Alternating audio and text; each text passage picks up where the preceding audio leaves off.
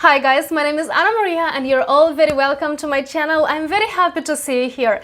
And today I want to talk about the way I created my small business from when I was 16 up to when I was 20. My experience might be very helpful and motivational for you guys because I'm gonna tell you the steps I made to create my own business, and I'm gonna share some important lessons and advice, and it can be very helpful, interesting and motivational for you to watch this video. Let me start by telling you the fact that I don't have that business anymore, but the experience I had a great impact on me. Now let me tell you what made me earn money, what motivated me to earn money. So first of all, we had French classes in school, and we had a lovely teacher. She was very interesting and she was very passionate about France, and she was telling us how beautiful France is, and I really wish to go to France and see this beautiful country. Like, it became a big dream, and I haven't seen France yet, but I really hope I'm gonna see it one day because it was one of my biggest dreams. Secondly, what motivated me was that a lot of my classmates and a lot of my friends had a lot of money. They had new clothes, they had a lot of money to go out, they had new bags and a lot of accessories, and I went to my mom and I said, "Mom, give me some money please, because everyone has loads of stuff and I want stuff as well." And you know what she told me? She told me, "No, I'm not gonna give you money." And I'm so thankful that she told me no, because these two factors motivated me so much to earn money. Then I was thinking about what I was good at. And I figured out two things. First of all, I was good at embroidery, and secondly, I was good at English. So embroidery. Embroidery was nice, I really enjoyed doing it, but it would be very time consuming.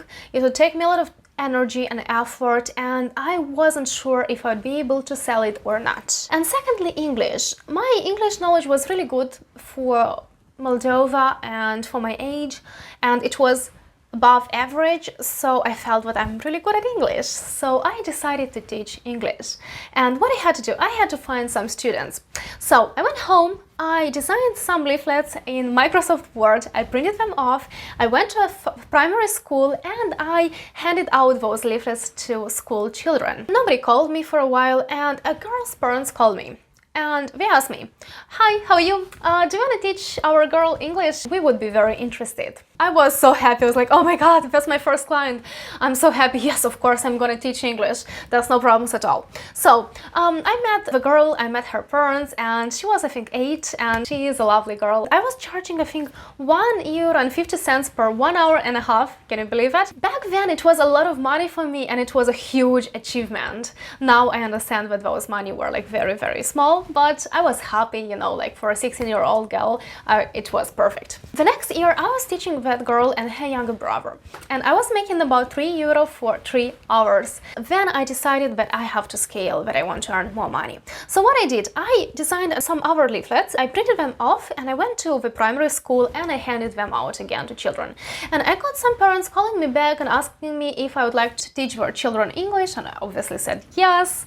And then those parents recommended my services to other parents, and this is the way everything started to build up. Then I needed a place to teach English, because I wouldn't be able to go to everyone's home and teach them private English. I would have to make some small groups of 3 or 4 children in one group and teach them together, because it would be much more interesting for them and I'd be able to earn more money in a shorter period of time. I went to my teacher and I asked her if she could lend me our classroom, and she told me no, and I don't know why, but I kept going on. I was like, okay, she has to tell me yes. I didn't get no as an answer, and this is so important for a business person. At the end of the day, I managed to persuade her and she lended me the class. Obviously, I don't know how I did it, but it happened.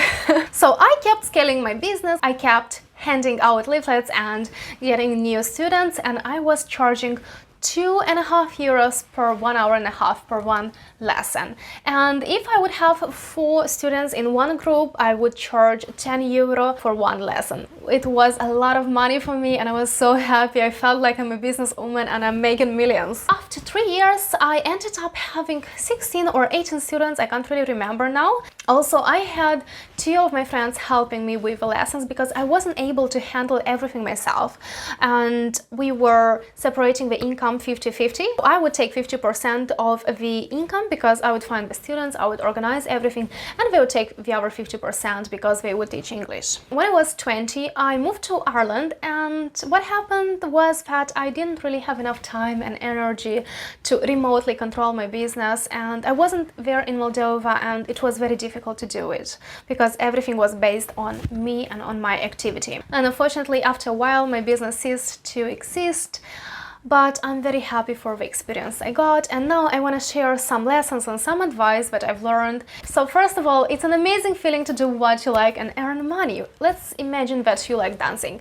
You'd go to your dancing courses and you'll still have your company which would work and earn money for you. This is one of the best feelings in the world. Now I can feel that with a lot of hard work, passion and motivation, I can achieve absolutely everything I want. If you want to succeed, try to help people, try to motivate them, try to inspire them, try to be an example for them, try to give value to them, and then you'll receive a lot in return. Always try to look for a strong motivation. Look for something you really like to do. And if you live in terrible conditions and if you have no money, this is the best motivation to start building your business, to start doing something yourself, to become a specialist. Also, it's amazing to be your own boss, but you have to keep in mind that your stress levels will be very high. You won't have a 9-to-5 job. You'll have to work permanently. So you have to consider your options. Sometimes it might be easier to be an employee and to work at a job from 9 to 5, go home, forget about work and enjoy your life.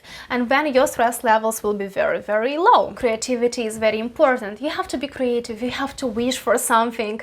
You have to imagine something in your head and then you start creating it. Put it on paper and start creating it. Make plans. Also, what I want to mention is that adult life really takes over. And sometimes I feel that I don't have enough time for creativity. Like, for example, I have to do so many things. Like, I have to clean the bathrooms, I have to clean the kitchen, the living room, the dining room. Then I have to make sure that my car is clean. I have to work, I have to make sure I earn money, I have to go to the gym, I have to reply to messages and to calls, I have to buy stuff I need, I have to do some food shopping, I have to cook food, I have to look after my body. And there are loads of other to-do things. At the end of the day, I give a lot of time and a lot of effort to those things that I must do, and I don't have enough energy for my creativity. So it's very important to realize what takes a lot of time, to prioritize and to have time for yourself, for your creativity, for building up something for yourself. And it was my experience of building a business, and it was so interesting, and I want to share it with you because you can understand that you can build something from zero, but you can create something yourself, and all the power and all the resources are in yourself. If you enjoyed this content and if it was useful and if you learned something, please give a like to my video, subscribe to my channel, and let's connect on Instagram. There we can communicate a little bit more. Thank you for watching, and I will see you in my next video.